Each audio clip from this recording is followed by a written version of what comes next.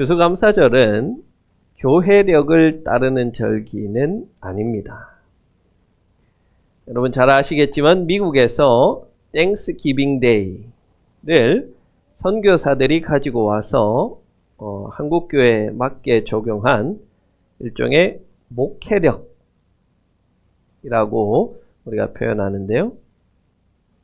그래서 이 목회력이라고 하는 것들은 우리가 해도 좋고 안 해도 좋은 이제 그런 절기라고 할 수 있습니다. 부활절이나 성탄절이나 이런 절기들은 교회력이라고 해서 우리가 여지가 없지만 이런 목회력들은 해도 되고 안 해도 그만입니다. 그래서 우리 교회는 매년 정해진 날이 아니라 정말로 감사가 필요한 때를 따라서 추수감사절을 지키고 있습니다. 다른 교회들은 너희 교회는 왜 11월 둘째 주에 추수감사절을 지켜? 그러면 우리 교회는 작년에는 10월 8일에 했어 라고 대답을 해주시면 됩니다. 날짜가 중요한 절기가 아니라는 말이에요. 반드시 11월 셋째 주에 할 이유가 없고 각 교회의 형편에 따라서 하면 됩니다.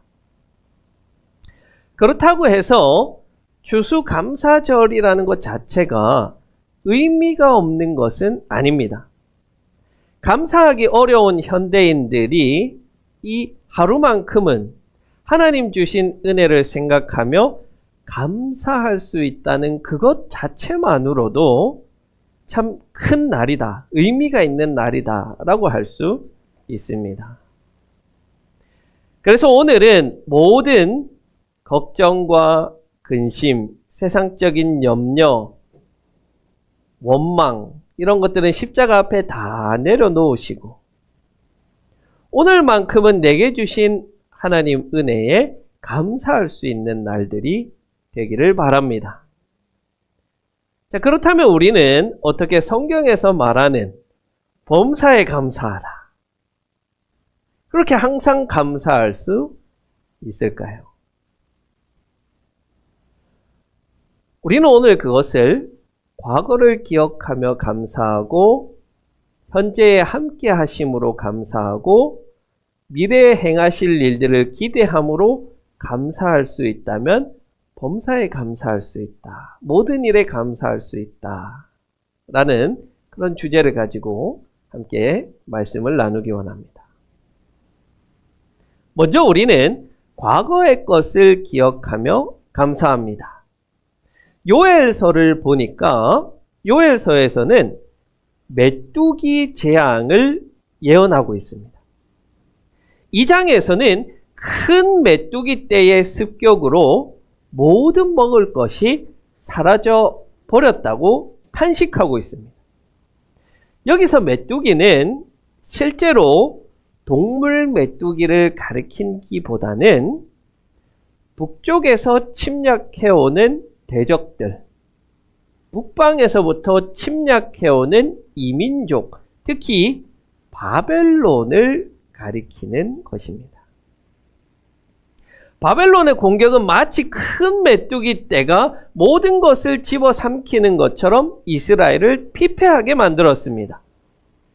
도저히 재기할 수 없을 것처럼 철저하게 이스라엘 땅을 무너뜨렸습니다. 그러나 주님께서는 이스라엘을 돌보셔서 비를 주시고 다시 곡식과 열매를 맺을 수 있도록 해주셨습니다. 다시는 수치를 당하지 않도록 하겠다고 약속하십니다. 우리도 이스라엘처럼 항상 주님을 배반하고 주님을 실망시키는 삶을 삽니다.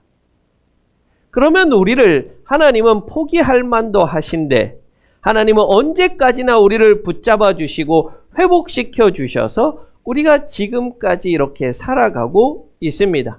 내가 잘한 것이 하나 없어도 오로지 은혜로 하나님은 나를 인도해 주십니다. 여전히 어려움 가운데 있지만 그 은혜를 생각하면 우리의 입술에서 감사가 나오지 않겠습니까? 나의 지난 날을 돌아보고 그렇게 부족한 자임에도 지금까지 살아가게 하시는 보이지 않는 공기와 같은 하나님의 은혜를 깨닫고 감사할 수 있어야 하겠습니다. 과거에 나를 돌보신 하나님께 감사할 수 있다면 현재의 나를 붙드시는 하나님에게도 감사할 수 있습니다. 요한복음 말씀에서 예수님은 포도나무고 우리는 거기에 붙어 있는 가지라고 말씀하십니다.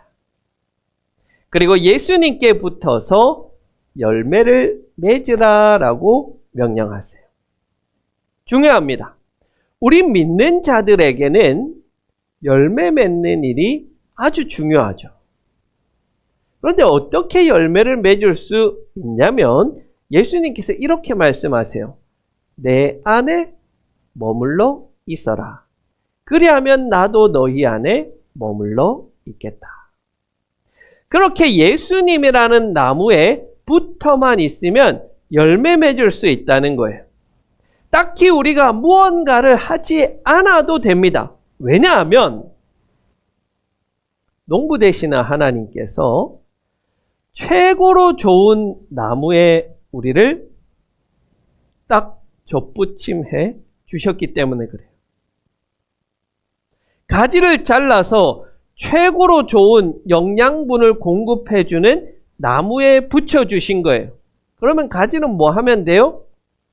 그 나무에 달라붙어 있기만 하면 되는 거예요. 그 나무에 붙어만 있으면 자동적으로 나무가 주는 영양분을 받아서 열매 맺혀지게 되는 거예요.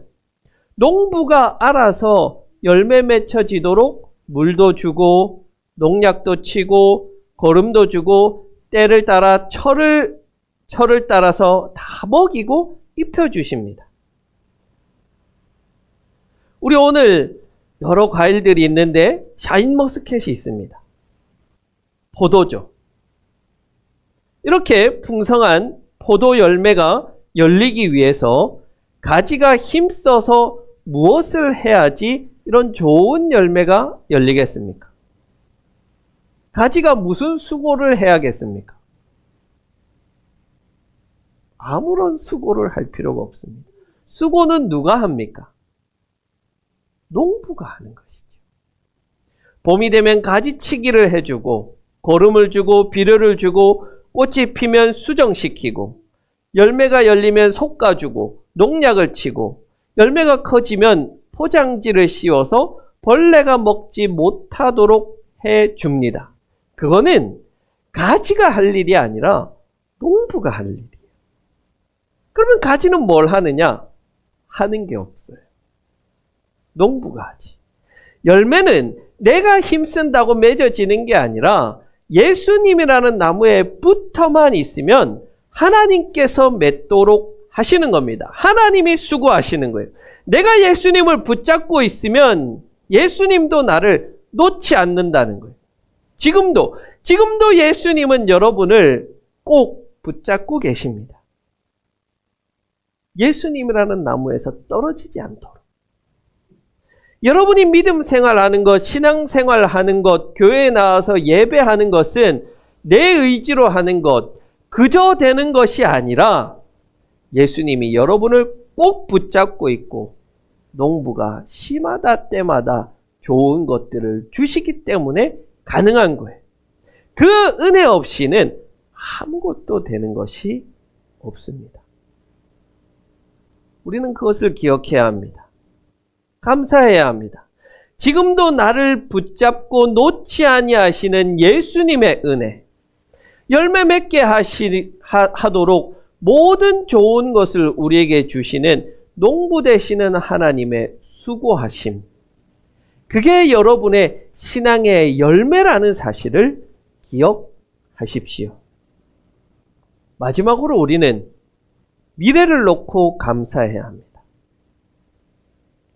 야고보서에서 주님께서 다시 오시겠다고 약속하셨고 그것을 우리는 감사하고 사모하며 살아갑니다. 비록 우리가 이 땅에서 하나님 나라를 누리고 살아간다 하더라도 이 육신이 가지는 한계 때문에 이 땅에서 우리는 온전한 하나님 나라 천국을 누릴 수는 없습니다. 여전히 이 땅은 불의하고 여전히 하나님을 잘 믿는 자들에게 핍박과 고통이 있고 여전히 하나님에게 충성과 헌신을 하더라도 어려움을 겪습니다. 그것은 하나님이 주시는 복이 온전히 이 땅 가운데 이루어지지 않기 때문에 그래요. 그래서 우리 믿는 자들은 신앙적인 딜레마와 한계를 항상 가지고 살아갑니다. 그러나 하나님은 약속하세요. 예수님을 다시 보내서 이전에는 살지 못했던 전혀 새로운 세상에 우리를 살도록 약속하십니다. 그 세상이 오면 그때는 온전한 기쁨과 온전한 행복을 누리게 될 것입니다. 우리는 그때까지 마음을 굳게 하고 인내하며 사모하고 그날을 주심에 감사하며 살아가야 합니다. 그날과 그때는 언제인지는 알 수 없지만 신실하신 하나님께서 그날을 이루시고 그때가 올 때까지 우리에게 이른 비와 늦은 비로 끊임없이 은혜를 베풀어 주시겠다고 약속하셨습니다. 사랑하는 북삼초대교회 성도 여러분, 이번 한 주간은 오직 감사만 생각하고 오직 감사만 고백하고 오직 감사를 실천하는 날들로 만들어 가십시오. 불평과 불만, 의심과 의혹이 들어올 틈이 없도록 여러분의 삶을 감사로 채우십시오. 이미 주셨고 지금도 함께 하시고 앞으로도 새로운 일을 이루어 가실 것에 감사하여 기쁨이 가득한 날들이 되기를 간절히 기원합니다.